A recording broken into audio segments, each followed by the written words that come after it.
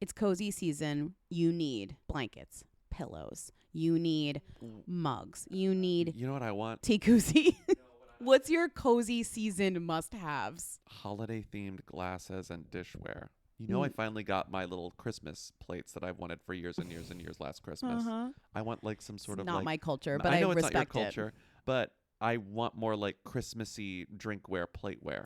Okay, well, you know a great place to get that. Wayfair. Yeah, you got to be stocking up at Wayfair. I'm stocking up at Wayfair. Because not only are you going to get the cozy items that you so desire, but you're going to get great deals on the cozy items you so desire. Because Wayfair has great deals on things your home actually needs, especially before the holidays.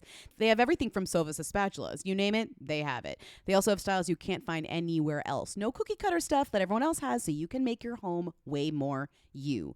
Right now, you can shop Wayfair's insane holiday deals and get up to 70% off during their Black Friday deals. You know what items I'm all ready for thanks to Wayfair? What items? Christmas napkins. It sounds silly, but I want them and I like them. Get them. Christmas, they've got little Christmas trees on them. Get and them. they're napkins. Just okay? just have me over and make cookies. Like, And you'll go, not my culture, when you like wipe your mouth, but that's fine.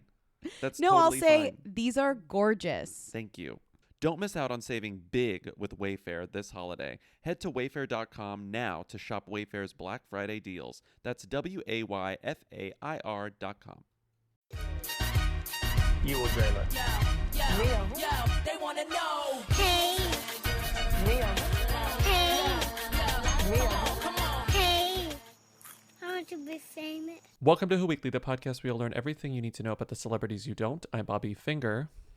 I'm Lindsay Weber. What And is this? this is a who we haven't talked about in a few weeks, but who popped up on my feed for the best reason. I mean, she always pops up on my feed, but then she popped up again for this reason. Listen. Hello there. Okay. You see what tab got. Y'all know I cuts up a little bit when I have my little latte. But honey, this ain't just any latte. This from Dunkin'. And guess what kind of milk I got? Oat milk. Honey, come on, Dunkin'. Planet Oat is now available at Dunkin', honey, starting today. Very good. Another non-dairy option. You get into the ice. Get into the ice. Tabitha, TikTok's Tabitha.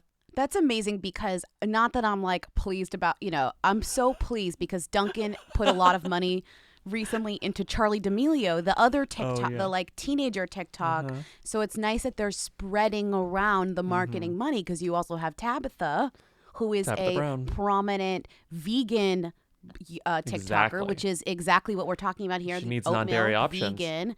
Right. And Charlie, who loves regular Dunkin', they're giving them both money, which is thrilling to me. And also, I mean, the most thrilling to me is oat milk at Dunkin', which I went and had yesterday. The day that it came out, I had to go. It was great. What did you think? You liked it? Yeah, it was not too sweet. I had it in a latte. It was a great Tabitha liked her latte. experience. Love to have it as an option. Yeah, no, it was great. I loved it. It was great, obviously. I was going to get it this morning because, I Yeah. like to treat myself with a store-bought, a coffee Treat bought, a cafe-bought coffee on Thursdays and sometimes Fridays, but for sure Right, Thursdays. and Dunkin' is a great For cafe, recording. yeah. Yes, I know. And then I realized my favorite coffee shop in the whole wide world reopened finally. And I was worried that they wouldn't reopen at all. And so I went there instead. I just couldn't. Wait, what's your favorite coffee? Shout them Daily out. Press. Your favorite Daily coffee Press. shop. Daily Press. Oh, you want to like Daily Press? Did you see the new Lincoln Market on the corner? That's so huge and crazy. It's huge. That building is cursed. That building Did is you a see that? cursed building. Oh, I saw it. Anyways, I was shocked. But Daily Press is open. They're amazing. But you do need to go to Dunkin' to try the oat milk. You have to. It's like it's We're like not a- getting paid for this. This is truly just the know. funniest, most like deep-seated bit. But I don't feel as bad about it because we did get paid by Dunkin' once, like in the past. So it's not the saddest kind of like thing. And, I do feel like just You're like in Charlie Boston. D'Amelio was passionate about Dunkin' for years before she got her big spawn. I'm also, the goodwill is growing between me and the brand. Mm-hmm.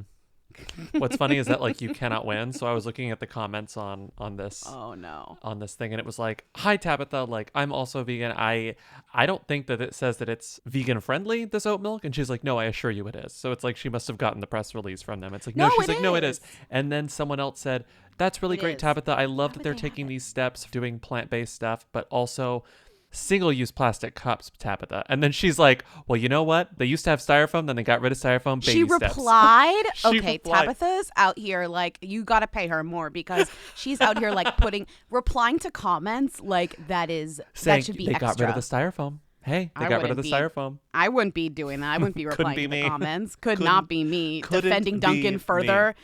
I would take the paycheck and I would make the TikTok and I would, move the hell on. All right. So you are listening to Who's There, our weekly call-in show where we take your questions, comments, and concerns at 619-WHO-THEM. We have a lot of comments today.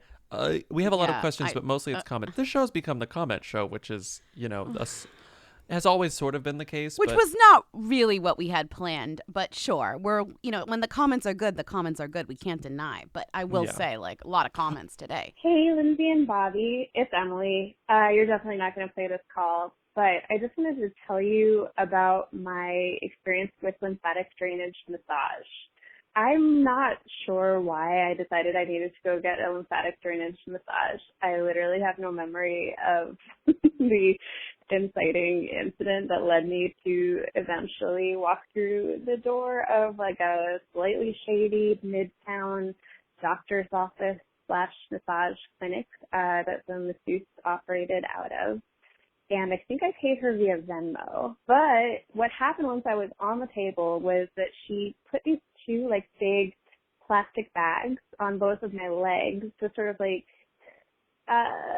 thigh-high boots, but not with a sole of the shoe part. And then she attached them to something that tightened them up like a blood pressure cuff and then released them again. And they did that over and over again, like throughout the whole rest of the massage experience, which consisted of, she took these electrodes and she rubbed them on my abdomen in sort of like a probing rhythmic way for quite a while. I don't know. I kind of went into that, that zone that you go into when you're getting any kind of massage. It didn't feel bad.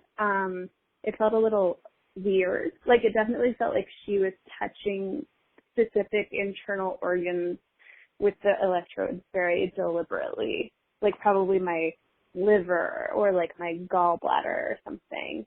And after the first one, because I got a series of these treatments because I'm a one-woman low-rent goop lab for some reason, I felt like totally normal and nothing really out of the ordinary happened. And I just sort of went on about my life. And then the next time I got one, I really noticed afterwards that like everything just felt sort of like better in my organs.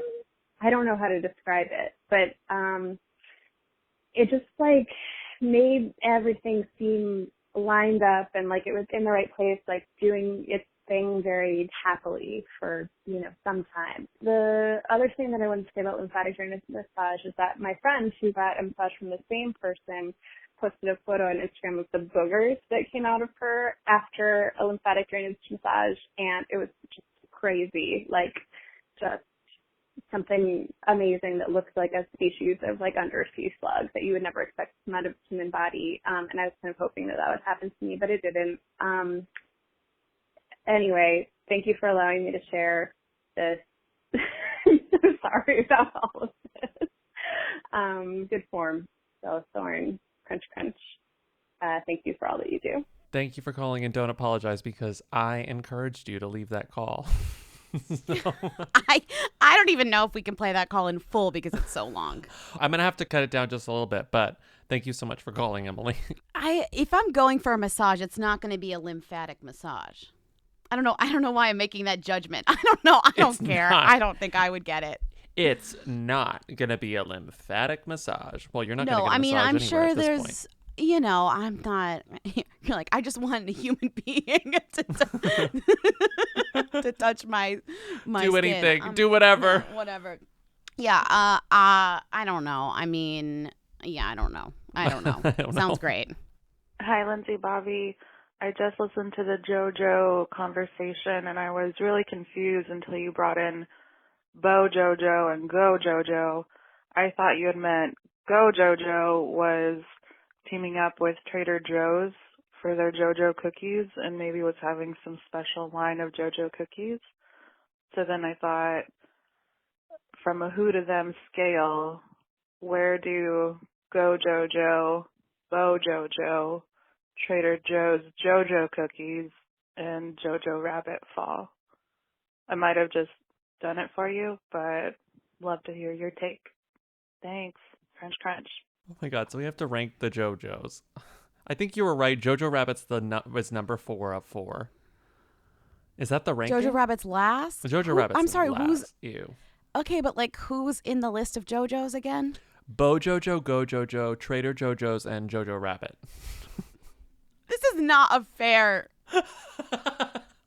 I don't like this at all. A movie, a niche cookie, a YouTube star, and a millennial icon. Weirdly, the millennial icon is going to be last. I think... barely above Trader Jojo's. But millennials love Trader Joe's and they love Trader Jojo's. So what? Are you going to put JoJo Siwa, then JoJo Rabbit? I'm just saying millennials love Trader Jojo's as much as they like JoJo the millennial icon. That's true. Go from 1 to 4. I'm probably just going to agree with you to make this easy. Number one is JoJo Siwa. Okay. Number 2 is JoJo Rabbit. Number 3 is JoJo Millennials Love Her. And number 4 is Trader Jojo's. You know what? Honestly, this is a bad list. Right. That's already wrong. That's no, probably that's right. wrong. And then that's this wrong. one, this freaked me out. This call. I'm still lost after this call. I am lost.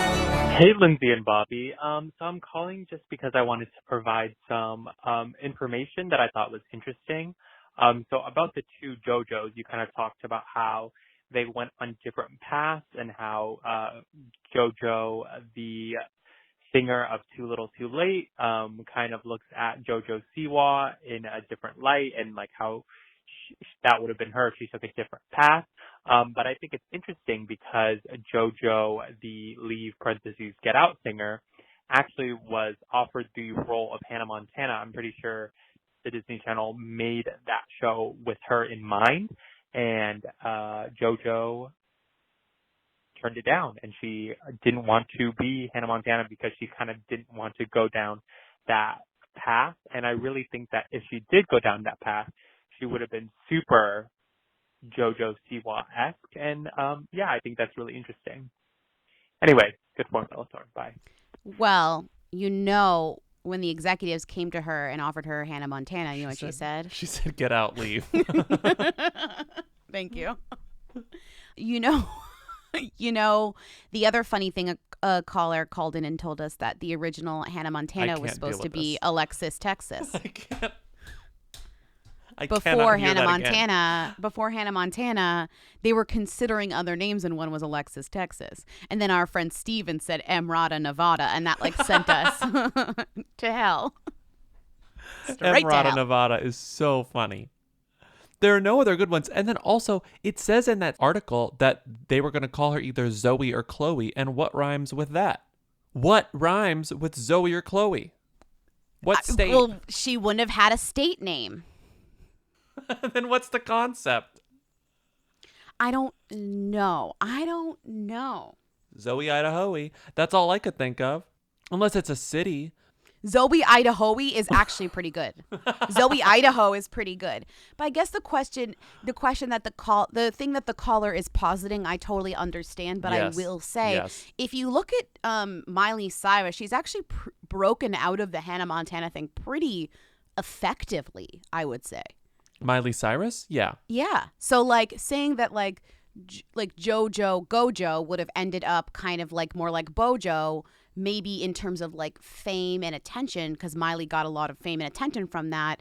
But Miley was able to go beyond that teen image, though it was probably traumatic and it took a lot, but she did break through, and she's now totally kind of her own entity. Although, there's also an argument that I forget somebody made that maybe Hannah Montana wouldn't have been as successful without Miley Cyrus as its lead. Maybe Gojo wouldn't have been, whatever. But different Disney shows have different modicums of success, and different Disney stars have different, variables of success.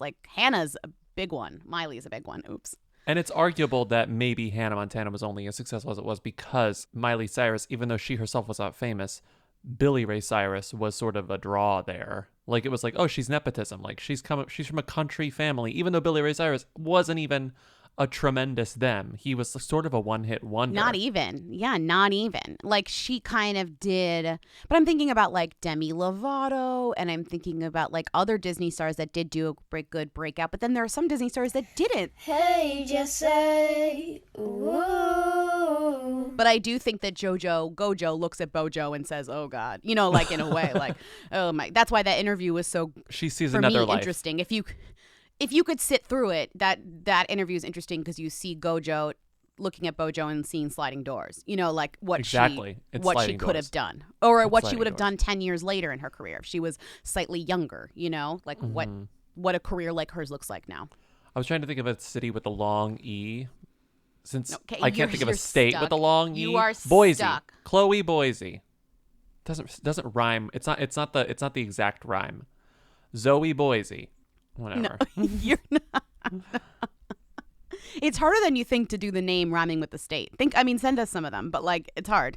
When someone came up with Hannah Montana, they probably like left work for the day. They were like, "Oh my God, I'm never gonna top this." Done. What's the opposite of "I'm lost"? Like play "I am lost" backwards, and that's how that person felt. Okay. Hey, Lindsay and Bobby. Medium time, first time. Prince Harry has definitely used a spreadsheet because he is a qualified Apache helicopter pilot. They have to do a lot of training. They have to know a lot of math. So at minimum, he has done the math. I don't know if he still uses one. I don't know if he knows how to use a pivot table, but he's done at least basic spreadsheeting. Living La Vida laptop. Thank you. Bye. Good. Good to know. I did forget he was a pilot. Then I thought about that video where he like is in the interview and then he has to run and get ready. They're in the airport hangar. Remember that video? Yeah, but that's Harry, or is that William? That's Harry. Oh, that's Harry. Oh, right. And then people put the song. We've talked about this on podcast before. People put the song. It was like doon doon doon doon doon, and then he runs when it. Okay. All right. Okay. Yes. Moving on. Lindsay and Bobby, I had to pause Tuesday's episode when you were talking about Kane Brown, because if he put out a song with Becky G about getting lost, and then a couple of months later, Kane Brown gets lost in the woods behind his house, this is further proof that the Becky G curse is real. She cursed him while they were recording that song together, and now look what happened. Kane Brown got lost in the woods. The Becky G curse is real, and it strikes again. Crunch, crunch. No, that's right. That's perfect. That's exactly right. That's what happened. The Becky G curse is real and real. It's real. It's real. When's the last time we talked? Oh, the last time we talked about Becky G, I remember, is whenever she got when she got kicked off the stage by security because people thought that she was just a concert goer, a woman, but she was Becky G. To be fair, she's gotten very successful since then, even more successful. No, she's quite successful. So the Becky G curse doesn't really like apply to Becky G. It applies to people who she's next to. It's like, oh, Becky G does a song with like Austin Mahone, who she dated or whatever, like, and then he flops. Like Becky G does a song with he did Ariana flop. Grande, and her vocal cords hemorrhage. Okay, that didn't happen. Yeah, it did happen. Becky G goes did? on tour with The Wanted, and then they break up or whatever. You know, like the point is she curses people, and she cursed Kane Brown. I'm just saying, if we're talking about fake pop culture curses, there are much more potent curses out there than the Becky G curse. And we won't even get into one. This is a funny curse, and even Becky pokes fun at it. And also, Becky G has gotten only more and more successill as the years have gone by. Yeah. Remember Shower? Everyone. Yeah. That's the one song that everyone remembers. Right, but now she's primarily doing Spanish language. Yeah. Right, but like her songs are huge hits. Bigger than Shower, honestly. Hey, so I don't even know what you guys would say to this, but there is a third Ruby Rose. My son has been watching this Disney summer sing-along, like nonstop, and one of the Disney characters on it, or not, I guess Disney star, is Ruby Rose Turner.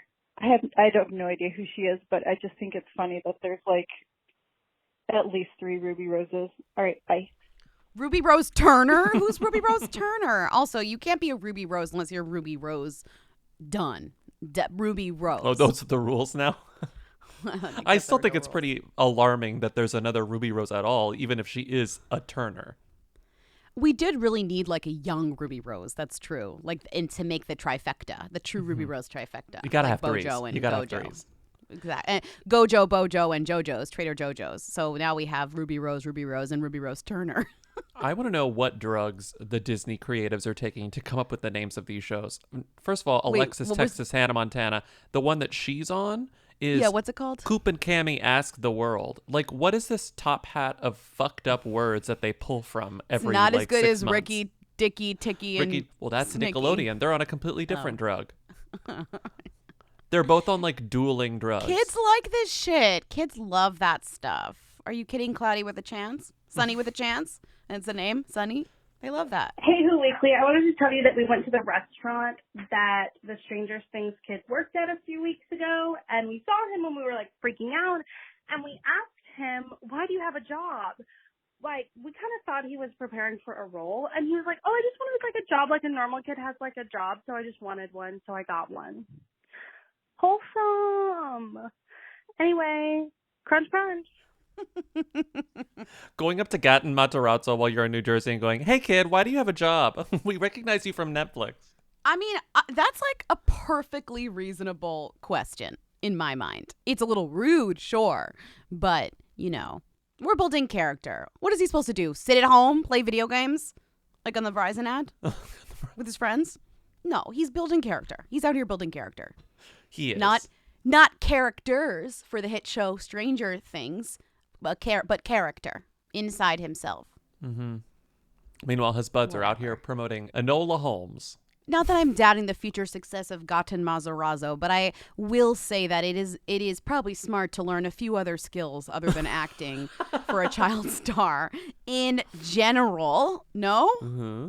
Oh, someone else called and asked if Gaten and Heather Matarazzo were related. They're not. We did that work a while ago. I think we did that one. Yeah, we did that one. Oh, next up, I'm just going to play a montage of a lot of your suggestions for other co-hosts of The View to work with Kiki. Lindsay, Bobby, Ed, the podcast, obviously. Just in terms of the Kiki Millennial View, I don't know if you noticed how many of your choices were child actors, even on either Nickelodeon or Disney Channel. Kiki, Hilary Duff, Raven. So I think the obvious answer is Jamie Lynn Spears. She's a mom. She's scandal adjacent because she got her show canceled for being 15 and pregnant. She has family drama, which they won't ever be able to talk about. She's not really doing much. And I just think that she would kind of have that, like, Chevron mom energy to add to the panel. And you could, like, pin it on the fact that all of these people are, like, grown-up Disney Channel and Nickelodeon stars. So, beyond, like, Selena and Demi are probably too famous, but other people, just something to think about. Okay, stretch. Hi, Lindsay, Bobby. I'm calling after listening to last week's Who's There episode, and you were talking about Keke Palmer's Millennial View. And I have to say, I think you made some great choices, but you missed out on a crucial wild card, which is Caroline Calloway. The energy she could bring to that table is just unmatched, and I would love to see it. Personally, I would like to see it. Okay, well, just wanted to get your thoughts on Caroline Calloway at the View Millennial table. Crunch, crunch. Women do belong in balloons, and Caroline Calloway belongs on the View. Hi, Lindsay, Bobby. I was listening to the segment about who would be the best panelist for Keke Palmer's show, and I really think that, like, a great option for someone who can do a segment, but who is also kind of unpredictable and has strong personality, is JWoww from the Jersey Shore. She's super recognizable, and then on her Instagram, she has like a segment where she like cooks with her kids, and she's always doing like cocktail recipes. And so I just think that she could really bring the right balance to this show. I don't really know what JWoww's politics are because I don't actually follow her. I just check in on her sometimes. But I think that she's the right flavor, or like the right fit for this. Good one, Bella Thorne. Hi, Lindsay Bobby. Meeting for meantime. Just calling to give you the best suggestion for another host at the table. And I think for a chaotic host, maybe not evil, but chaotic, semi-evil, sarcastic evil, would be Z-Way. Her Instagram Live baited show is always very, very chaotic, and I think she would just stir the pot like crazy. So that is my suggestion. Crunch, crunch. Bye. Who was your favorite suggestion that you heard? Jamie Spears was a great one. Jamie Spears was a very smart one. Of course, she's like a young mother, because we were kind of stuck on the like a conservative leaning young mother to have that argument. But I also think we forgot kind of a category of like pundit that we really could have dug into more. But I think that that's maybe not our journey. Like we thought of more like C-list celebrities when we could have thought of more like, because you have a lot of like kind of writers pundits. And like people like that, because people did call in and say like authors' names, like what about like these different, or like writers in the media, a lot of them were mentioned. Do you know what I mean? And it's like, yeah, that actually would be a good fit for the show, but we're just thinking of like the ideal C-list lineup. But yeah, I mean, there were good suggestions too. Last comment. Hi, Lindsay Bobby. So I'm listening back to old episodes of Who Weekly, and I got back to the North Dakota one where you're talking about Josh Duhamel, and I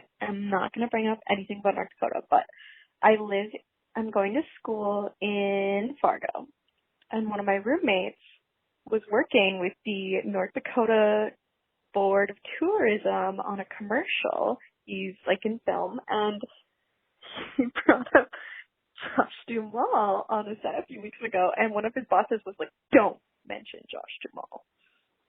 So we can't figure out what happened, but Josh Duhamel is no longer getting paid by the state of North Dakota. They have decided that he is not a good brand ambassador. Good form, Bella Thorne. Thanks, bye. Josh Duhamel has finished his run as the ambassador for North Dakota. This is an important thing to note. No longer affiliated with North Dakota. What happened there? Whatever happened to Josh Duhamel? Well, he is affiliated with a new movie on Netflix that I randomly stumbled across the other day called like The New Wife or something, The New Husband, The Lost Husband. The Lost Husband, I think, yeah.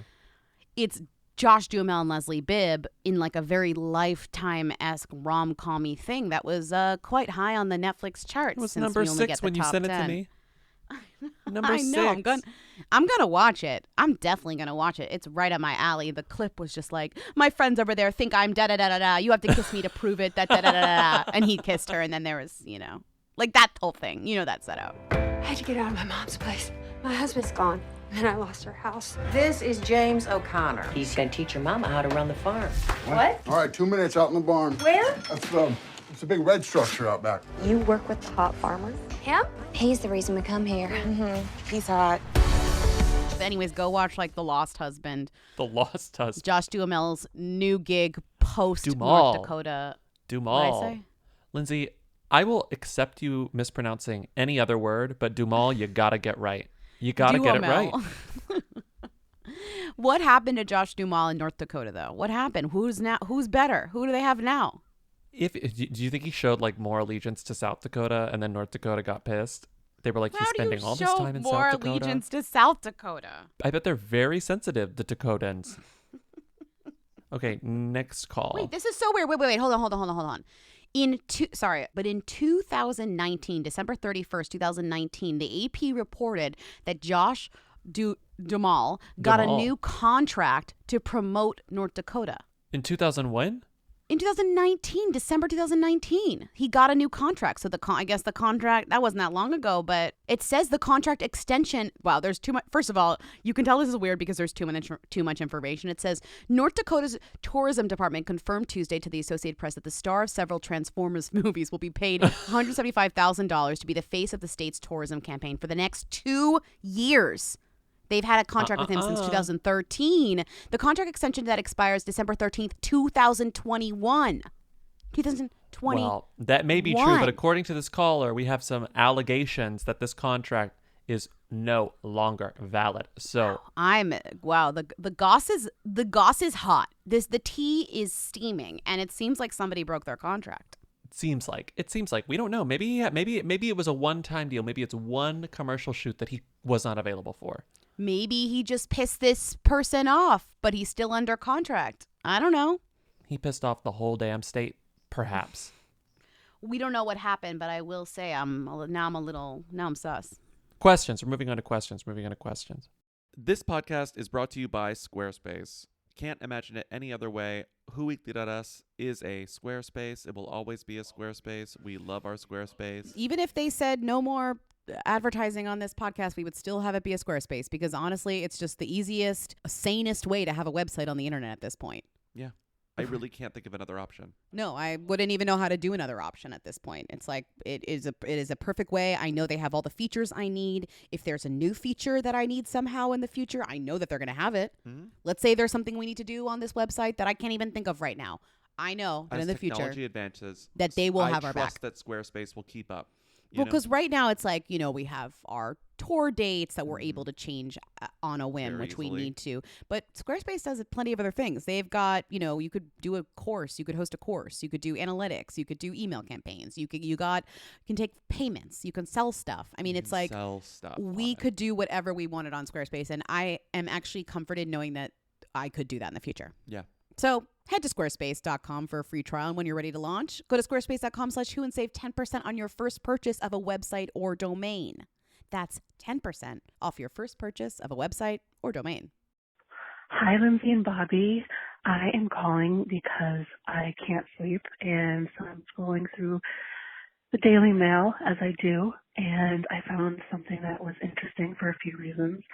Apparently, Jesse Metcalf's ex, Cara Santana, has a new man, and it happens to be Shannon Leto, a.k.a. Jared's brother and the drummer in 30 Seconds to Mars. And I find this interesting that this is in Daily Mail today, and they're packing on the PDA when just yesterday an article came out about Jesse and how he has a new girlfriend and he's moving on. So knowing that he cheated on her, apparently, allegedly, wondering what you guys think of the timing. Do you think that she saw that and then called the Paps to have them follow her and Shannon out while they're making out in a Jeep? I'd love to know what you think. Crunch, crunch. Bye. Well, if the news is out, they probably were like, well, now that that's out there, now we can smooch in public. So let's call the Daily Mail. That's what it seemed like to me. Where Cara was trying to be the bigger person, and then maybe Cara and Shannon have been dating for as long as Jesse and whatever. Or it seems like Jesse allegedly, or it seems like was the cheater. Mm-hmm. Remember, they had to live together anyway. We talked about this that was early in quarantine. Right. They split technically 8 months ago, but then we're still kind of living together because of COVID-19. And so it was like, yeah, we're still taking walks together, but no, we're not together. This is complicated. It's COVID-19. So we've talked about them in that context, but it looks like because Jesse broke the seal, Cara was like, okay, I'll go public with Shannon. Beep, beep, beep, beep, beep. Here come the Paps. I'm making out with Jared Leto's brother who's wearing a silk shirt because I assume he's the type of guy who always wears silk shirts. So Shannon is in the band, in the Leto brothers band, 30 Seconds to Mars. 30 Seconds I don't know to why Mars, I'm being rude. It's a big band. It's a relatively big band. Honestly, the band is almost... The band is as big as Jared Leto's movie career at this point. If you kind of think about it. Jared Leto's movie career is actually pretty interesting because it's he comes back with Dallas Buyers Club, and he wins an Oscar for this role that was immediately offensive. And even though it was immediately offensive, it's aged quickly and it's aged terribly. So that Oscar win, I guess it amounts for something. He will always be Academy Award winner Jared Leto, but no one looks back fondly on that role. his movie career didn't like blow up after this. His Joker was the one that everyone forgets about because, and then here comes Joaquin Phoenix being like, I'm going to do a better Joker and win an Oscar for it. So like, bite me. Right. But I would say in terms of Jared Leto being known as a movie star and Jared Leto's band being big, I would say they're kind of at the same level in terms of like, depending on who you talk to. Yeah, I guess. But they do have a big fan base. Like it is weird when the band is covered outside of being Jared Leto's band now, which is like interesting to me. Like like it used to just be like Jared Leto's band 30 Seconds to Mars, but now it's just like 30 Seconds to Mars. It's like, when I see them. Yeah. Oh, the guy from My So-Called Life has a band now because what? They came out in like the early 2000s. Right, and now they're like they're enough to stand on their own. But I honestly did not know that his brother was also in the band. It doesn't surprise me, but like I guess he's the drummer. He's the drummer, and he doesn't. I was like, please let there be something interesting about him, but there really isn't. He doesn't make a lot of headlines outside of like, oh, Jared Leto's a sweetie. He brought his brother to the Golden Globes. Oh, Jared Leto's a sweetie. He brought his brother to like the Oscars. Oh, Jared Leto and his brother are on vacation together. That's kind of it. He got arrested for DUI like 6 years ago. That's the biggest Daily Mail story that I could like find about him. But a nice thing about him, not to dwell on a DUI. I'm seeing where we're heading. Yeah. He started a coffee company. He started a coffee company. Yeah. Okay. Isn't that cool? Black Fuel Coffee. Black Fuel Trading Company. Mm-hmm. Or Black Fuel Trading Coffee. He shared his cold brew recipe with InStyle a few years ago. I thought that was very nice. But it looks like the coffee company shut down literally during COVID-19, which really sucks. Like that casualty of the pandemic. Maybe they'll come back. They say it's temporary, but who knows? Is there anything interesting about Cara Santana that you know about? No, well, there's like barely anything interesting about Jesse Metcalfe. I'm just saying, like this couple, like I guess we knew about them when they broke up, and then we knew about them living together after. But like, I wouldn't say this is a couple that I'm like playing close. Neither one of the members of the couple is anyone I know really a ton about, aside from like him being like a semi-millennial person because of the movies he did when we were like 16 years old, and her being right. So, she's on Vita. Her big thing is she's on Vita. Vita's that Showtime show. Stars, and it got canceled, which sucks. Okay, oops, sorry, double oops. Yeah. Anyways, that sucks that the show got canceled. I have a quick Cara Santana game before I get into that. A game? She gave you enough to get a game? Yeah, actually, yeah, she did. There's a interesting 30 Seconds to Mars story. They got sued in like 2008 or 2009 because they didn't deliver the promised number of albums that were in their contract that they had signed in 1999. So I guess in 1999 they signed a contract with their label that was like, we will deliver X albums in X years. And then like 8 years later, the label sued them. It was like, you didn't deliver the albums in time. Right. But they fought back against the kind of because back. They were like, this was a shitty contract. It was a shitty contract, and also the reason that they settled and that they were sort of allowed to win, they probably had to pay something, but the reason it sort of stopped, they were able to get out of the contract. Yes, was because of none other than R.I.P. Olivia de Havilland, who comes up on this podcast every once in a while. I know Olivia de Havilland comes up a lot on this podcast. Listen to this. This story from the LA Times looks like 2009. The lead of this is unbelievable. A few weeks ago, Jared Leto got a letter in the mail. It was addressed to the 30 Seconds to Mars singer in formal, feminine script and arrived on thick azure-colored paper. The return address was the real surprise, however. The Paris home of Olivia de Havilland, the Gone with the Wind actress who in a roundabout way helped save the band's career. Last year, the group was staring down a $30 million lawsuit from its parent label EMI over future albums, blah, blah, blah. But the contract case involving de Havilland decades ago seemed to offer legal precedent for a way out. Quote, the California Appeals Court ruled that no service contract in California is valid after 7 years, and it became known as the de Havilland Law after she used it to get out of her contract with Warner Brothers. Then Jared Leto was like, oh, we're friends now, we're pen pals. I asked her to be in my documentary, and she said no, but we're pen pals. Like, I'm going to go visit her in France. He wanted to make a documentary about making the album and like kind of the drama behind the lawsuit. Well, it's interesting. Olivia de Havilland is quite litigious because remember she also sued Ryan Murphy about Feud. Because she was like, you made me look bad. That's the key to long life, lawsuits. Right. Like every old lady's like, I drink 2 shots of whiskey like a day and I'm 130. And it's like, I smoke a pack of cigarettes. So Olivia Havilland fighting for her right to get out of a shitty contract helped save Jared Leto's band. Yeah. Labor rights, fighting for labor rights. Yeah, so no, you have a game about Cara Santana? Mm-hmm. So I found this BuzzFeed article called like 30 Things You Need to Know About Cara Santana. Okay. And I was like 30. You know how I love to be told what I need to know about somebody. Yes. You know how But much I 30, respect that. that's 30. a lot of things. So what it was a quick little rapid fire interview. They asked her 30 quick questions and she answered them. And then that's all it is. It's just this list. And So it's arguable whether it's 30 things I need to know versus 30 questions that they asked 30 her randomly. questions, yeah. 30 things about her. 30 things she's said once. And so I would argue that there are 30 things that I should know above these things, but that's fine. There are a lot of things I don't know, you know. This wouldn't be, I wouldn't put these above anything I need to know. Like my social security number, I'd put above this. Exactly. Right? Exactly. Yeah. I know it, by the way. Cara, not Cara. So I'm going to read you the question and then the answer, and you're going to tell me if that answer is Cara or not Cara, because I made some up, but I made them real. So it's just true or false, really. True or false. Okay, it's not true. multiple choice. It's not multiple choice. Okay, but I've never read. Okay, I don't know any. Okay, fine. It's going to be hard. What's the first thing you do when you wake up in the morning? Okay, Cara or not Cara? Check my emails, then immediately followed by coffee. Cara. That's true. Ding, ding, ding. Okay. What's the last thing you search for on Google? And then entrepreneur Rick DeVos's Wikipedia page. Cara That's definitely Cara. That's Cara. That's Cara. Okay. Who is the last person who called or texted you? My best friend, Jessa Jodorowsky. Cara or not Cara? Is that Cara or did you make up that name? That's not Cara. The answer is my best friend, Callie Cholodenko. Who are any? I don't know. They're no one. It's just her best friend. Okay. What was the last awkward situation you were in and how did you handle it? Cara or not Cara? I farted in line at Dunkin' Donuts yesterday and two people in front of me turned and glared and then I started laughing and they started laughing and then I ordered my usual, which is a large iced coffee with 2 pumps of French vanilla swirl. Is that Cara or not Cara? That's not Cara. Not okay. Cara. The last awkward situation she was in was I was doing a photo shoot at my home. I'm a total neat freak. We had to rearrange furniture when the photographer's assistant moved my couch. What was underneath can only be described as disgusting and I was mortified. I literally almost died. I basically yelled at my assistant to sweep it up and gave my cleaning lady a talking to. Just because you can't see it doesn't mean it's not there. So she yelled at all of her staffers. Okay. What music are you currently listening to? Cara or not Cara? I never really listen to music because I love silence. Not Cara.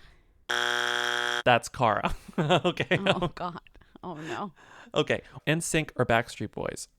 Cara, not Cara. No Strings Attached tour was my first concert, so it's going to have to be NSYNC. Oh, my God. Is she younger than me? Cara. Not Cara. She answered, neither. Synchronized and choreographed grown men dancing is a no-go for me. Isn't that crazy? Ew. Ew. Yeah, that's also just rude. Okay, fine. And here she is, just to prove that she has no sense of humor. Netflix and chill or just Netflix? Cara or not Cara? Isn't that redundant? When you Netflix, aren't you in essence chilling? If that's Cara, then she can honestly fuck off. That's Cara, so she can fuck off. Hannah Montana or Lizzie McGuire? Cara or not Cara? Wrong age demo. No clue. Wait, Dumbo? Demographic. Oh, I thought she called Netflix. I thought she called BuzzFeed Dumbos. I was like, rude. Is that Cara? That's Cara. Rude. Doesn't she sound like a terrible rude. interview? I couldn't believe this. Okay. Play along at least. And finally, tell us a secret. Cara or not Cara? I'm pretty sure I hit someone with my car 12 years ago, but I never stopped to check and make sure they were okay, and I think about what happened to them every single day of my life. That's Cara. That's not Cara. The secret is, I hardly cry, but I love the feeling of it. Oh my God, like she's the worst person fucking to interview. She sounds like that's scary. Sociopath. Kind of a scary interview. Okay, let's move on to the next scarier call. than I hit somebody with my car 12 years ago and didn't stop to check. I don't. Okay. Not understanding what Netflix and chill is, and then being like, I'm not going to answer that. Also saying grown men shouldn't dance. Get out of here. Hey, Who Weekly. I was just talking to my sister about Thomas Ian Nicholas and how attracted we were to him as children, watching hits like Rookie of the Year, Kid in King Arthur's Court, and I was like, what happened to him? And then my sister reminded me that he was also in the American Pie film series, which I had totally forgotten about. But that was a long time ago. So I'm wondering if he's up to anything now, and if so, what might that be? Please let me know. He was a heartthrob of my childhood, so I'd love to make sure that he's doing okay. Okay, go for Umbrella for me and Grace. A child's, he honestly weirdly a very successful child star who like made a successful transition to being like an adult star. Because like American Pie, he was technically an adult. He played a high schooler, but he was in his 20s, right? Yeah.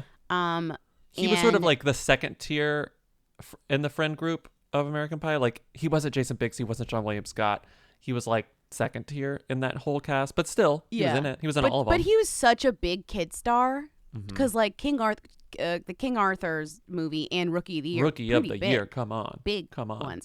I think he still also does stuff with the Cubs. Like he still kind of like has like a role with the Cubs as like kind of a weird honorary mascot. He like sings a song or something for them. I feel like I had a crush on him, but I didn't know I had a crush on him. I was like, I love Rookie of the Year. You know, it's sort of like, it's like, I love it, and I don't know why. It must be that I love baseball. I should really get into baseball. This is cool. He seems cool. Why do I feel special things about this film? It must be the baseball. Dad, can I have a baseball glove? I did try to get into baseball card collecting for like one weekend, and I was like, this is stupid. And then you went back to your M&M, your M&M tubes, like you just went back to touch your M&M tubes. My dad's probably privately thinking like, this isn't gonna last as long as the M&M tubes. Okay, so if the good news is that he's fine. He has a band. His Twitter name is Tin Band, which I laughed at, but then I realized it's his initials, Thomas Ian Nicholas Band. He's a musician. He has a band. He has a Patreon. He is doing all this stuff. They just came out with a new album. I didn't listen, but you could play a clip here. I wonder if it's good. I think he's the singer. And what's kind of funny is that in some of the projects that he does when he still acts, occasionally he pulled a Tiffany Amber Thiessen, meaning he dropped the Ian. So in some of his projects, he's just Thomas Nicholas, which I don't really love because he went from having 3 first names to having 2 first names, and it doesn't really work for me. It doesn't. I was going to say the Ian actually helps sort of soften the edges of having 2 first names. Right? You like need it 3. Just feels exactly what you right. said. Yeah. And he's in one of the most recent movies that he's in, this movie called Adverse that's coming out this year that clearly was like kind of delayed and whatever because of COVID, is a very hooey film, I thought, which, you know, it has not just him as the lead, but it also stars Lou Diamond Phillips, a classic, Sean Astin, Mickey Rourke, and Penelope Ann Miller, Jake T. Austin. Remember him from this podcast? Why? How is this Andrew movie? Keegan. I was going to say, okay, well, here's the thing. Well, first of all, this cast is like straight out of 1996. But Andrew Keegan, I was going to say, Thomas Ian Nicholas is like the best case scenario, and Andrew Keegan's the worst case scenario. Isn't Andrew Keegan part of Nexium? Isn't Andrew Keegan totally canceled? No. That's false. Andrew Keegan did briefly have a cult his was the other cult, but it was like sort of like the posy hippie cult. It wasn't like a violent really, cult. Yeah, it wasn't like a bad. It wasn't like Nexium. It wasn't a violent That's cult. rude. It was like weird, and it definitely did get him a lot Nexium. of press. No. It did That's get him Allison a lot. Mack. He got a lot of press for like that reason, where he was like, "Oh, we have like a house in Venice, and they're like, we come and do like meditation," and then it's a lot of reporters co-op. like, right. He definitely got the press for that, but it wasn't Nexium. But anyways, they're all in this movie that is like about like drug something. Oh, it's a neo-noir. Interesting. Right, but it's definitely like a VOD kind of project. What's her name? Come on. What's her name? The girl from School of Rock who then became the Disney star. Oh, iCarly? iCarly, and then the meme where she's looking at the computer and just says interesting. That's me. Oh, there's a new neo-noir out starring Mickey Rourke and Penelope Ann Miller. Interesting. Right, like that's exactly how I feel too. Like I'm sure people will watch this. Like it's definitely the right genre for a VOD film. You know what movie, speaking of neo-noirs, the movie that iTunes and Amazon keeps recommending I watch, and like it's like now rentable for $9, and the next week it's like now rentable for $4, and it's like the 99-cent rental of the week. Arkansas. What is that? It's like Vince Vaughn and the other Hemsworth. No, it's not the other Hemsworth. It's Liam Hemsworth, and they're like in Arkansas. What are they doing there? I don't know, but one of the letters of Arkansas is a skull, so I feel like it's like a dark movie. Yeah. Yeah.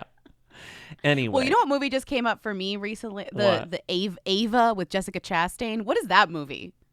I don't know. Wait, what is that? Okay. I don't know. It's a movie called Ava, and it stars Jessica Chastain, and the poster's like her in the middle of the V. I'm telling you, right now, the movie things are so confusing. It's like up is down right now. Like, even true movie heads are like, what's going on? Like, because the VODs getting mixed in with the real stuff is very confusing. Well, the most annoying thing is like there's some like VOD quality shit that's going to actual theaters, and it's like no, sir. I want to watch the Russell Crowe movie where he hits road rage at my house. I don't want to have to go to a Canadian theater to watch it. Like, why are they releasing? Why are they releasing the Russell Crowe gets road rage movie, which is the most VOD thing I've ever heard, in theaters during COVID and not on iTunes for $9? Because I would pay $9 to watch him go crazy in a truck. Right. So, no, but I'm saying that's a very confusing. So the other interesting thing about Thomas Nichols or Thomas Ian Nicholas is that his wife is this woman named DJ Colette, who is a DJ. And house music. She had a bunch of big dance records and albums, and one of her songs was on the Devil Wears Prada soundtrack. Will you play it, because I can't click due to my internet being down yet again? What song is it? I don't really recognize it from the movie. I But bet I've seen it. I've seen the movie a million times. I'll recognize it. I'm playing it. Hold on. I'm playing it.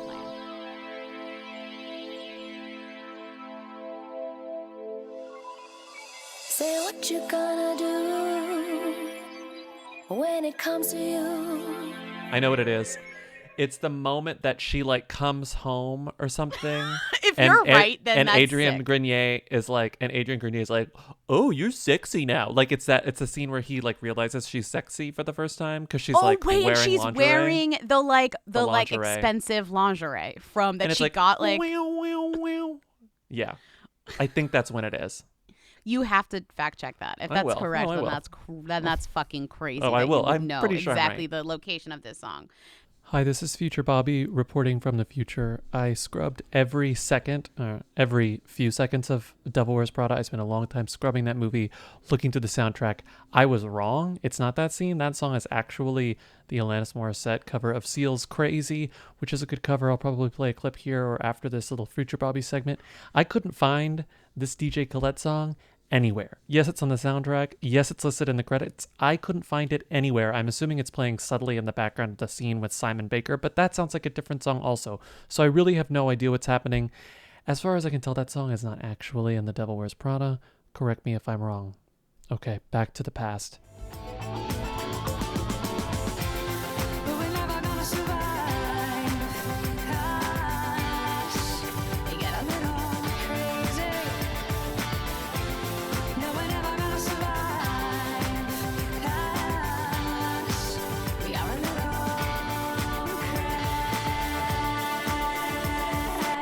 But yeah, DJ Colette is his wife. Good so for it's a her. musical family. And she's got a song on the soundtrack of Devil Wears Prada, which I would argue is, timeless. A timeless... Musical family.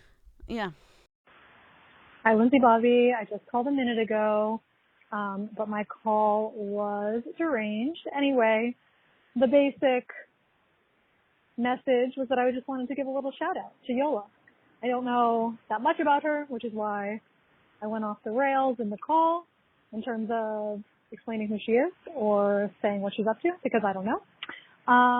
But she has an amazing album that came out last year and was featured on a Highwomen song. That's all. Crunch, crunch. Bye.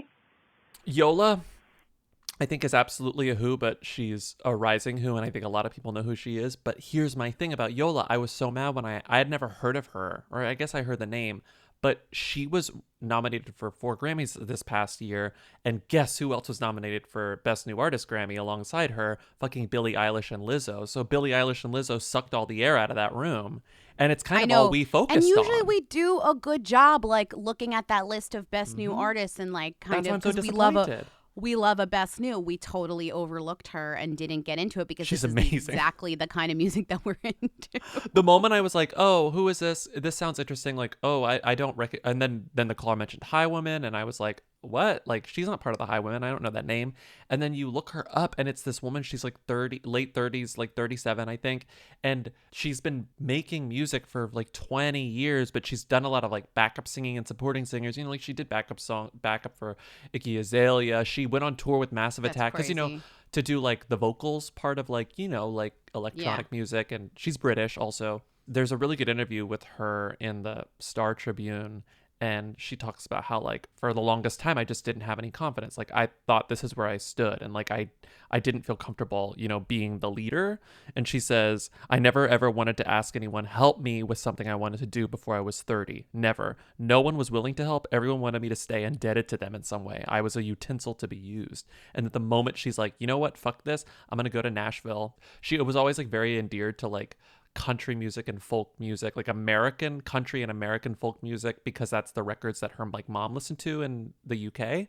And then she moves and she's like, I'm gonna go to Nashville and I'm gonna fucking do this now that I've had a little bit of experience. And then she met Dan Auerbach, saw one of her like videos, and then like reached out, and then they made this album together, and it's amazing. Like, it's fully like, I was listening to it, and sometimes you hear like an artist and you're like, oh, this is really good. Like, I'm into this. Dan Auerbach did Lana Del Rey's last. He did Ultraviolet. He did Ultraviolence.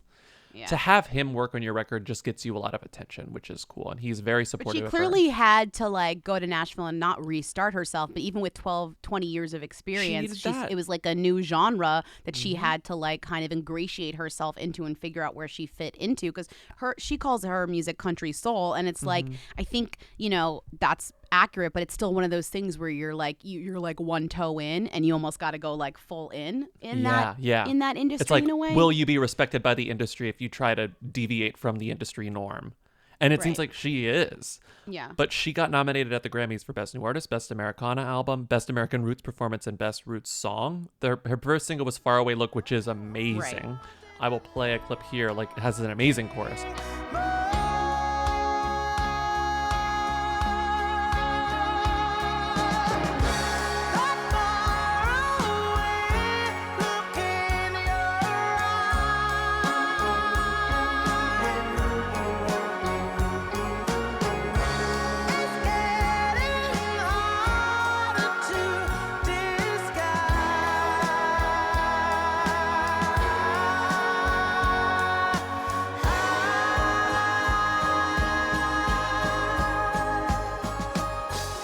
It's also just cool that like a Black British artist like is getting nominated for Best Americana Album. Best Americana, like, truly, right? Like, it's just truly like about the quality of the music. It has nothing to do with like where you're from or whatever. Oh, her full name is Yolanda Cordy, so that's why she's Yola, because it's short for Yolanda. So if you go to her Spotify, it's like the #1 song on her Spotify is The Highwomen. Even though it is on her Spotify, she's not on the cover. She's just sort of in the album notes. The Highwomen is she's an unofficial album. member. One of my favorite albums. It is a good album of the past, whatever. So like they did an album, and one of the songs was like kind of a song where they brought in other women's voices to like kind of tell the stories of different women throughout history, and she was part of that collective. Like, she's not in the Highwomen, but she's on that Highwomen track. She's a featured artist on that track. Yes. And so, but that's the song that's like, they sort of like gender switched. That's why that song is so cool, because it's like a song sung by men traditionally, and then whenever they like, but I have to play this cover of Goodbye Yellow Brick Road because I've listened to it like 1,000 times in the past 48 hours. As a song that I already liked, it was like I'd never heard it before hearing this version. It's like I finally get it, and even though I already liked it, whatever, I'm playing it. Let's put it here. So goodbye, yellow brick road, where the dogs of society howl. You can't plant me in your penthouse. I'm going back to my plow, back to the howling road out in the woods, holding my holy black sun. What I finally decided my future lies beyond the yellow brick road. She's amazing. She's also done a Tiny Desk, which I feel like once you get like the NPR like music seal of approval, you got a lot of momentum coming behind you, which is kind of really lame, but it's the truth. Okay, you're rambling a little. You don't I wouldn't have known about this if not for a caller. Okay, next call. Hey, Bobby, Lindsay. It's Peggy Sue. Long time. The conversations about E-News and stuff, RIP, makes me think of something that I think about calling about a lot, but it's really not that interesting, but is very hooey, which is sometimes when I get gas, like the little TV show is just Maria Menounos, and she has a gas station TV show. And I just think that's really, really funny. And it's always really jarring because I can't remember who she is or why I know her. And then I'm like, oh yeah, E-News. And I don't understand how she has really pivoted to gas station television, or why gas station television exists, I guess. Leanne Cuisine, crunch, crunch. This is so fucking funny because She I has- realized that Maria Menounos has not just one, but 2 gigs where you are forced to watch her while waiting for something. Niche hold television. You are literally being held hostage and you're forced to watch Maria Menounos both at the gas station and also as the host of Nuvi, which if you go to like an AMC or a Regal, not like kind of a fancy, not that these aren't fancy, but I would die to go to any movie theater. Who are we kidding? But like a standard movie theater, there'll be a Nuvi intro where they do like behind the scenes and it's hosted by Maria Menounos, who's like, welcome to Nuvi. Spelled like movie, but with 2 O's and an N. Your movie experience is about to get even better, guys, because Nuvi Arcade is almost here. That's right. Starting Friday, the big screen will bring to life some pretty awesome augmented reality games. All you need to do is download the Nuvi Arcade app, head to a Nuvi theater early, and get ready to play. See you there.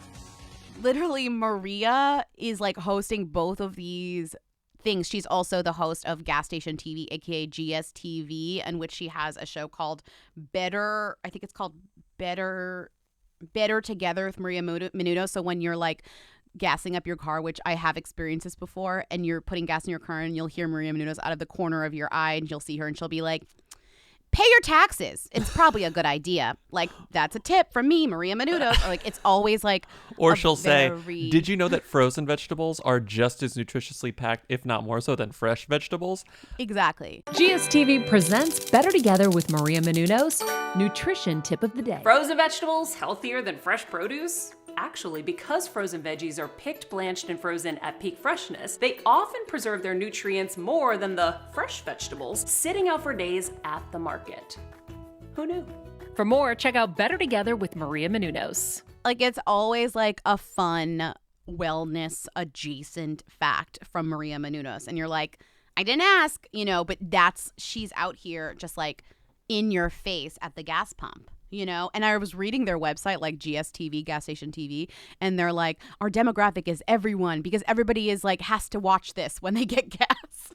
There's a really funny like line graph to be made, like a really steep bell curve in regards to Maria Menounos' relationship to like interest and time, where it's like people are really into Maria Menounos for 30 to 80 seconds, and then the moment you pass 80 seconds, it's like, I can't stand Maria Menounos anymore, which is exactly the type of person you want to host this stuff.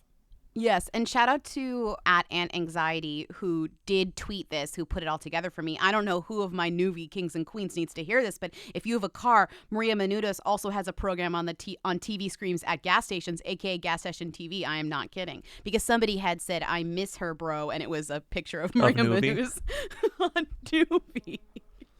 It's like, you don't need to watch, you don't need to go to the movies to enjoy Maria Menounos' presence.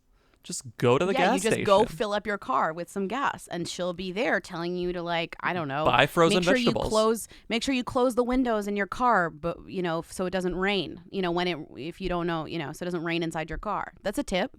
That's a tip. Any other tips? Such a natural. She's able to say things that are unnatural so naturally. Like the word Nuvi. The most unnatural word is Nuvi, a misspelling brand version of movie. And it rolls off her tongue like butter. Right. And me, I'm struggling to say it. I'm like, Nuvi. I'm trying to say movie, but I'm saying Nuvi. And or you're saying Nuvi and then you're laughing out loud. Like Maria Menounos is all business.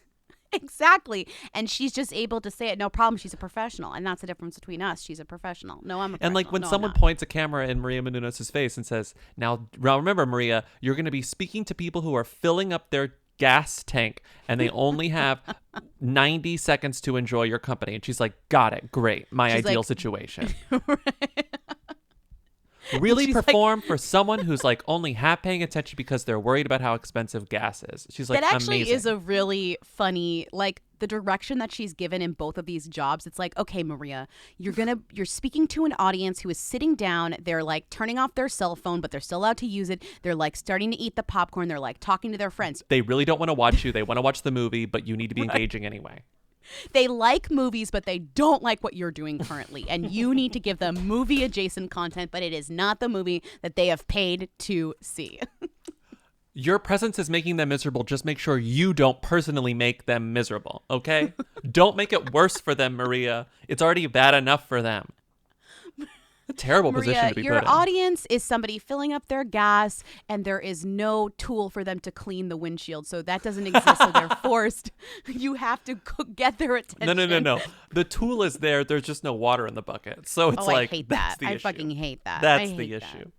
That's when I get caught watching Maria Menounos. Also, Maria, you're on a tiny screen. It probably has dirt all over it. You're barely visible. Also, wait. Oh my God, I just realized screen is flickering. she's on the small screens and she's on the big screens. That's called She Has the Range.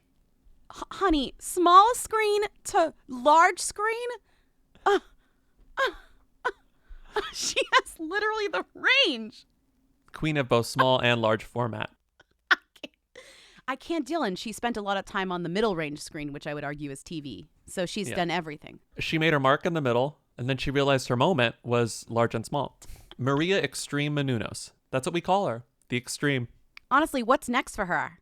I can't even imagine what could be next for her. Like outer space TV or something? I don't even know. I don't know, but I'm officially calling Maria Menounos the Extreme from now on. Like in Twister, where they call Bill Paxton the Extreme. No, move away, Bill Paxton. Well, he's dead. That's sad. Maria Menounos is the new Extreme. Wow, that's incredible. She's officially canon. She's the Extreme. Thank you. With this stunt, she's canon. Yeah, she's canon. Now let's move on to a very quick game of Who or Them. I slept in a terrible bed at one of our dates this story. I won't reveal where it was because I don't want to be super rude, but the bed was absolutely horrendous. Big dip in the middle. I was always like rolling into the center. It was so bad. My back hurt so bad when I woke up. And guess what? When I got home, my favorite part of being home was getting in bed. Yeah, you were like back into my mattress. It's real. Yeah. It's a real bed that was chosen for me based on a quiz, the Helix quiz. Right. And sometimes when people use my mattress, they're like, that's a little soft. And I'm like, yeah, it's made for me, not for you. For you. Which actually even drives home the fact that it's so made for me. Mm-hmm. You know what I mean? I kind of relish in the fact. I mean, I don't want my friends to be uncomfortable, but I'm like, I kind of am like celebrating the fact that it's like for my body, not for yours. Mm-hmm. I just sleep so much better on my own mattress than literally any other mattress. And that's because Helix mattresses rock. I wake up, my back doesn't hurt. I wake up, I don't have night sweats. I wake up and I'm thrilled. I wake up and I say, I love you, Helix.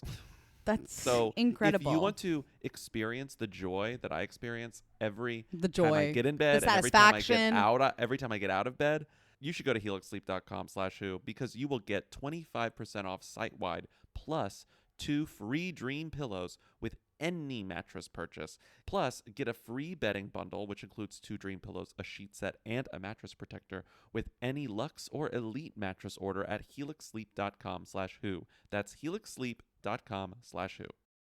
Hi, Lindsay and Bobby. Long time.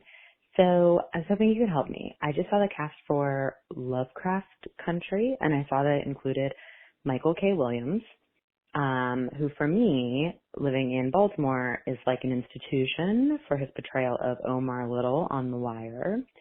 But when I said his name to my boyfriend, who is also from Baltimore, it was like no name recognition, didn't know who he was until he saw a picture. So is Michael K. Williams a who or a them? Thank you so much. Me indoors. Goodbye. Me indoors. That's a good sign off. Michael K. Williams, who are them? 1, 2, 3. Who? Them? I think he's character actor. I think he's character Yeah. who. Like if you watch You The think Wire, so? like if I called my brother right now, he'd be like, Michael K. Williams is a them. Like iconic. I love Michael K. Williams, but I think he's a character actor. But you're saying like outside The Wire, he's like mostly used as a character actor. Yeah, I think he just is. I recognize he's in a million things. He has a lot of iconic little roles. Yeah. Omar is an iconic character, but I feel like Yeah. he's more Omar than he is Michael K. Williams, you know? Interesting. I mean, what do you think? I don't know. No, I don't know. I thought he's had other iconic roles, but Omar is still the biggest one. And if that's not enough, then yeah, I don't know. Yeah. He's also in a movie starring Vince Vaughn and Liam Hemsworth called Arkansas. Heard of it? There's Have a you skull heard in the of title? Arkansas? There's a skull Wait, in the he's in A. Arkansas? He's in Arkansas? There's a skull there.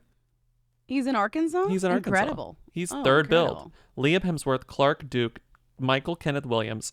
They gave him the full Kenneth there. Vivica A. I was Fox. going to say, I don't think I knew what the K stood for. It's Kenneth? Okay, got it. Eden Brolin, who I assume is nepotism. Chandler Duke, John Malkovich, and Vince Vaughn. John Malkovich is... Wait, I'm sorry. Vince Vaughn and John Malkovich are like at the tail end. They must be in like one scene or They something. must be. No, Vince Vaughn is featured heavily in the trailer. I think it's just like he gets the like fancy like and credit. And right. Hey Who Weekly, first time, medium time. Ambrose Bierce, literary. Who are them? I don't know why I think this is so funny. Ambrose Stop it. Gwyneth Beers. Yes. I think we just got a couple of like English majors calling in and being like, LOL, like high English majors who like, Ambrose and Bierce, we're having a fight. 1, 2, 3, who? Who? Absolutely Like, not. Absolutely okay. not. I'm on his Wikipedia and I was like, oh, no. His book, The Devil's Dictionary, was named as one of the 100 greatest masterpieces of American literature. Have not read it. And his story, An Occurrence at Owl Creek Bridge, has been described as one of the most famous and frequently anthologized stories in American literature. Have read it. Don't. I know I had to read that in school. That name sounds familiar, but like, who the he hell disappeared, which is pretty cool and interesting. knows? I mean, That's it's themmy. bad Disappearances because, are themmy. right. Like that's not good. You get what I'm saying. But like he disappeared. Wait, did he come back? No, they never saw him again. Oh, he disappeared and they never saw him again? Yeah. Oh, disappearance is a whole subsection of the Wikipedia. Oh, don't go there. Don't go there. Don't Oh, go there. no. Oh. Don't go there. This guy's got a story. I just didn't know it. He's got one more story to tell. Looks like I got to read more about this dude. I mean, he's a who. This is a who, but List of kind of people handsome. who disappeared. List of people who disappeared is the worst Wikipedia page I could ever click on. Like it's just like List whoa, of whoa, people whoa, who whoa, disappeared? whoa. Yeah, no, it's just Wait. like don't go there.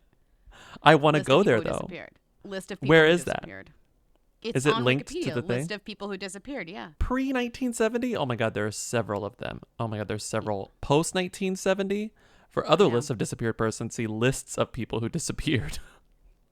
Oh my God. Oh, this is dark as hell. That's what I'm saying. Is Snoopy still them? Like, when was the last time anyone under the age of 20 saw anything resembling Snoopy in advertising or anything else? Oof. Anyways, love you guys. Me and Grease. Does Snoopy still do those like life insurance ads? Remember when Snoopy like MetLife? did Weird Spawn? It's really weird.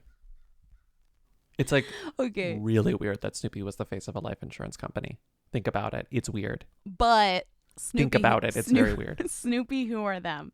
1, 2, 3, them. Yeah. Snoopy's still a them. Come on. People still show their kids those.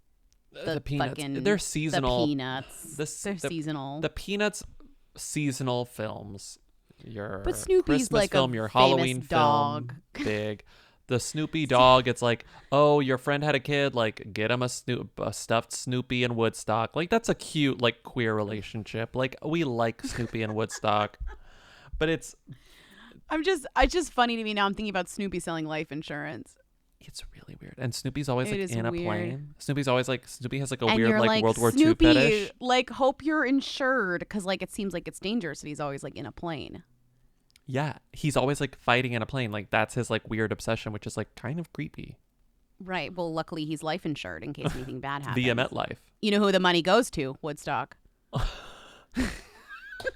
No, the money doesn't go to Woodstock because they're not like domestic partners. Like they were never allowed to marry, so it's this like tragedy. And like the money goes to Charlie Brown, and then Woodstock gets left high and dry. And then Charlie Brown is like very cruel and doesn't give any money to Woodstock, even though he should. That's exactly what morally. happens. That's exactly what happens. That's exactly what happens. Huh? Yeah, Woodstock is fucking left high and dry at some shitty fucking bird nest in a tragedy. tree A that Woodstock tragedy. doesn't even want to live in. A tragedy. A true tragedy. I'm sure I want to find some Peanuts fanfic because I'm sure none of it is positive. Like, I'm sure all Peanuts fanfic is like bleak because how could it not be? Those kids, they're not growing up well adjusted. They're growing up miserable, all of them. Okay. Remember when the Today Show people dressed up as the Peanuts? Further proof. Further proof. Look up those photos. If you haven't seen those photos, we've mentioned them before, but if you haven't seen the photos of the Today Show people dressed up as the Peanut characters, you have to Google them. Who was immediately. Woodstock? Like Hoda? Hoda was Woodstock, right? It's one of the most insane experiences I've ever had looking at them dressed as the Snoopy kids. Whoever did that makeup. Who's the like dirty one? It's like Carson Daly is like the dirty one. Pigpen? Linus, maybe? No, that's the blanket one. Who's the dirty one? Pigpen. I think Pigpen. Speaking of mysterious disappearances, Pigpen disappeared like when he turned 19. There's no way Pigpen like is still around. Okay. The moment you ask Peppermint Patty, like, when's the last time you saw Pigpen? And she's like, oh, we don't talk about Pigpen. His text messages turned green and then we just never heard from him again. Oh my God. His text messages turned green. I know. I feel like if your text messages turn green, you need to announce you got an Android or else I'm worried about you. I'm going to call the police. No? Yes? True. If your text messages have previously always been blue, yes. If they turn green, I'm worried about you. And you need to tell me you got an Android or I'm calling the police. Miss Weber, you can't make a formal disappearance claim until 48 hours have passed. The It's like, messages no, but the text messages are turn green. It's like, we're sending a car. We're sending a car. We're sending a car right there. We'll be right there. Okay, moving on. Next call. Hi again. I just called. I left a really long, rambling message about cookie butter. I'm going to call again and par it down a bit because I really, really would love to know if it's a who or them. So totally still respect you guys. If you don't want to play the shorter call, I get it. But still, I mean, come on, like, that's a good question. Cookie butter, who are them? Like, moose tracks, like, that conversation went on for too long. But this could be the definitive line in the sand, end of debate, who are them response. Okay, I'm going to call back in a second. Thanks. Wait, I'm sorry. What was this call? There was a really long call about cookie butter, and then she called back and was like, I need to make a shorter call about cookie butter. And to their credit, it is shorter. But it was much shorter. It was much shorter than the first call. Speculoos, also known as cookie butter. I'm sorry, Speculoos is the name of cookie butter? Yeah. Or is that a brand? It's because it was made out of these cookies that were called Speculoos cookies. They're like Speculoos shortbread sounds like cookies. A fucking like speculum. That's not a good name. Speculoos? like a Biscoff that you get on a Delta flight, RIP flight. Trust me, I know what cookie butter is. I guess like the iconic brand of those little cookies Sure. were Speculoos brand. And so that but sort of no became one like a is Kleenex out thing. here. But no one is out here calling them Speculoos. They're out here buying them from Trader Joe's. Cookie butter. Cookie butter is mostly a Trader I've never Joe's had thing, cookie butter, and I only recently learned what cookie butter was, like in the last 6 months, like during quarantine. I found out what cookie butter was. I didn't know what it was. No, it's a who. It's a total who. Cookie butter's a who. I'm dying to have cookie butter. Oh, it's really fucking good. But the thing is, it's a total who. Just for fun. 1, 2, 3. Who? Who? Yeah. Right. It looks. It's like spreads like peanut butter, but it's made of crushed cookies and then like. Yeah, it's a fat shtick. Like it's like a sugar. shtick. Yeah, it's a shtick. What do you do? So you like spread it on like toast? Honestly, you like eat it with a spoon. There's no yeah. I guess you can spread it on toast, but like you eat it with a spoon. The most popular brand is Biscoff, and then Trader Joe's is the second most popular. Like even Nutella, which I would argue also can just eat with a spoon, has things you can spread it on. But cookie butter, like you're not really spreading that on anything. Like I guess fruit, or like fruit, sure, fruit, whatever, fruit. I would just eat it with a spoon. I found 50 ways to use Trader Joe's Speculoos cookie butter on myrecipes.com. I'm not going to read all 50, but I'll read the top 10. Tell me Speculoos doesn't sound like some like fake technology company in like a movie. It sounds like a fake sugar. It sounds like sucralose, allulose, like Speculoos. dextrose. Yeah. Listen to this. Okay, tell Number me 1, one way. spread it on toast. 2, eat it with apple slices. 3, top off a fruit granola and yogurt breakfast parfait. Okay, 4, that's a good idea. top waffles and pancakes into that. Sure. 5, okay, mix into homemade scones. I made scones for the first time over the weekend. They were really good. That's weird. Okay, but I They're wouldn't really put cookie good. butter I in had some them. extra Yeah. cream. Anyway, mix it into a milkshake. That Sounds amazing. Okay, that's an idea. Just That's an vanilla idea. ice cream with a scoop of speculoos. Oh. Yeah. I don't even know what it I tastes guess. like, You but haven't I can even imagine. eaten it. You're really not a good judge I of can this. imagine Sorry. it. Add it to Okay. homemade Rice Krispie treats also sounds amazing. Okay, that's stupid. Why would you do that? Make Buckeyes. Oh, those Midwest. I love Buckeyes. Swap in cookie butter for peanut butter. Use it in homemade cream cheese frosting. Ooh. Bake it in an epic butter cheesecake. I'm done with this list because this is not actually unique things. It's like just add it to things where you would add other things. It's like, sure, yeah, it's like a butter. You can use it instead of any other type of like Lindsay, number nut 37 is just add it to s'mores. Fuck that. No, that's insane. That's crazy. You can't just add it to s'mores. What are we adding peanut butter and stuff to s'mores? No, we don't do that. Okay. Thank you for listening to another lovely, eternally relevant episode of Who's There. Eternally relevant. Every time someone calls like, hey, I'm listening to back episodes, I'm like, what's wrong with your brain? Are you broken age, inside? What do you call it? Like the year age, the age year? What's the terminology? The dating on this? The carbon dating? The expiration the expiration date on weeklies. Sell by date? What? Something like that. Whatever, you get it. No, what is this? A Friday? This is dated by Saturday. This is dated by Friday night. Sell by. Thank you for listening. Call in at 619-WHO-THEM to leave even more questions, comments, and concerns that could get us talking about extremely permanently relevant things.